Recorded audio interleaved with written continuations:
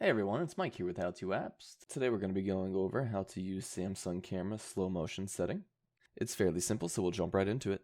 The first thing we're going to want to do is open up our camera app. Toward the bottom, you'll see a bunch of options that we can scroll sideways through. And we're just going to keep scrolling to the right until we get the option for more. And this will give us the option for slow motion. We'll press on that once.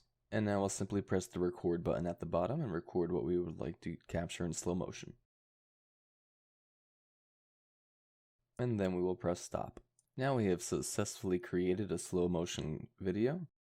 Additionally, I'm going to show you how to edit that slow motion video so that you can change which part of the video is in slow motion and which is not. So once we've found the video in our gallery, you simply press the edit tool at the bottom of the screen and you'll be presented with these bars toward the bottom.